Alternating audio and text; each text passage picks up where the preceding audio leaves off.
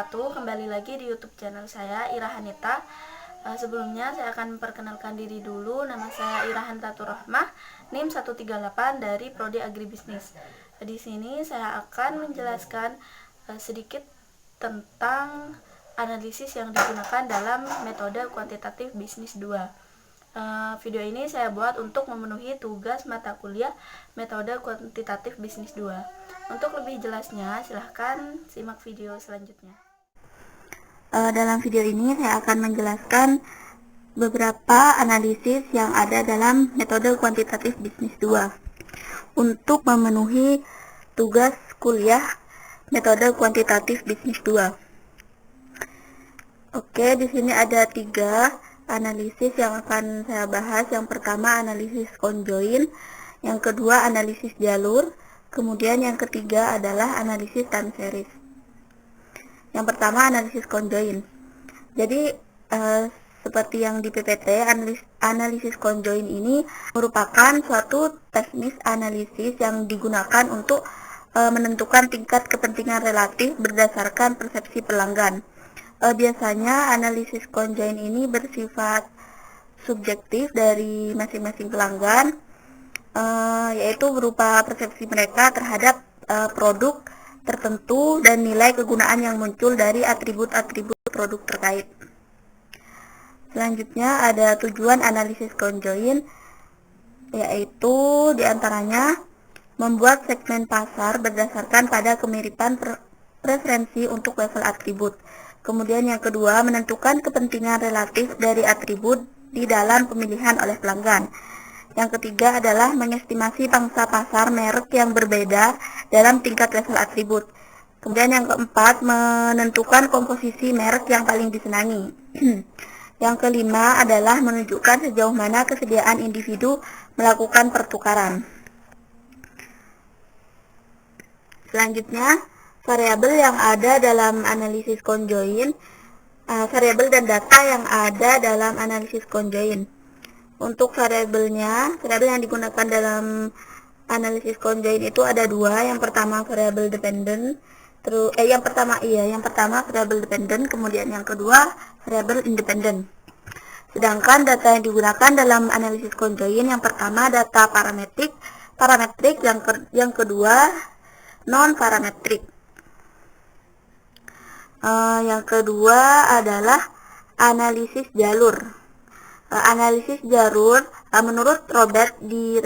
Rutherford, analisis jalur merupakan teknik untuk menganalisis hubungan sebab akibat yang terjadi pada regresi berganda. Jika variabel bebasnya mempengaruhi variabel tergantung, tidak hanya secara langsung tetapi juga secara tidak langsung. Kemudian yang kedua ini, yang kemudian adalah tujuan analisis lajur. Tujuan analisis jalur. Mohon maaf, ini ada typo. Yang pertama itu melihat hubungan antar variabel dengan didasarkan pada model a priori.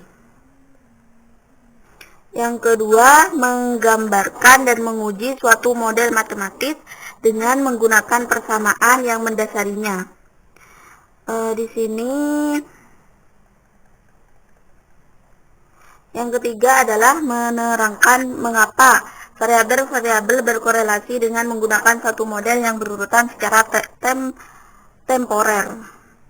Yang selanjutnya adalah mengidentifikasi jalur penyebab suatu variabel tertentu terhadap variabel lain yang dipengaruhinya. Oke, selanjutnya adalah variabel dan data yang digunakan dalam analisis jalur. Yang pertama, yang di variabel itu adalah variabel eksogenus, yang kedua adalah variabel endogenus. Kemudian data yang digunakan dalam analisis jalur itu, yang pertama, data yang digunakan dalam analisis jalur itu adalah data matriks yang berskala interval. Selanjutnya adalah analisis time series. Di sini pengertiannya adalah model time series adalah suatu perangkat peramalan nilai-nilai masa depan yang didasarkan pada nilai-nilai masa lampau suatu variabel dan atau kesalahan masa lampau. Model time series biasanya lebih sering digunakan untuk suatu peramalan atau prediksi. Jadi untuk menggunakan analisis time series ini biasanya menggunakan data-data, baik itu data-data yang sudah lalu maupun data-data yang peramalan untuk masa yang akan datang. Tujuan dari analisis time series yaitu menjelaskan mekanisme tertentu, kemudian meramalkan suatu nilai di masa depan dan mengoptimalkan sistem kendal. Ini merupakan istilah-istilah yang digunakan dalam time series. Yang pertama adalah time series index. Time series index itu teknik ini merupakan suatu teknik yang digunakan berupa angka indeks, bisa juga angka-angka yang ada dalam laporan keuangan, disusun dan disajikan dalam rentang waktu berseri, misalnya 5 atau 10 tahun. Kemudian yang kedua itu istilahnya analisa tren, yaitu merupakan analisis yang bertujuan untuk mengetahui tendensi atau kecenderungan keadaan keuangan suatu perusahaan di masa yang akan datang, baik kecenderungan naik maupun kecenderungan turun, bisa juga kecenderungan tetap. Selanjutnya adalah siklus, yaitu merupakan fluktuasi bisnis dalam jangka yang lebih pendek, sekitar 2-10 tahun. Belum ada penjelasannya yang memuaskan terhadap timbulnya fluktuasi siklus ini. Kemudian selanjutnya adalah musiman, yaitu merupakan fluktuasi yang terjadi dalam lingkup 1 tahun. Ada beberapa penyebab timbulnya fluktuasi musiman ini, seperti lebaran, tahun baru, karena cuaca seperti musim hujan atau kemarau. Selanjutnya adalah ketidakteraturan atau irregularitas. Fluktuasi semacam ini merupakan fluktuasi juga yang disebabkan oleh faktor-faktor yang munculnya itu tidak teratur dalam jangka waktu pendek. Misalnya gudang perusahaan terbakar akibat keuntungan perusahaan pada periode itu terpengaruh. Oke, selanjutnya adalah istilah-istilah yang biasanya ada dalam stationeritas.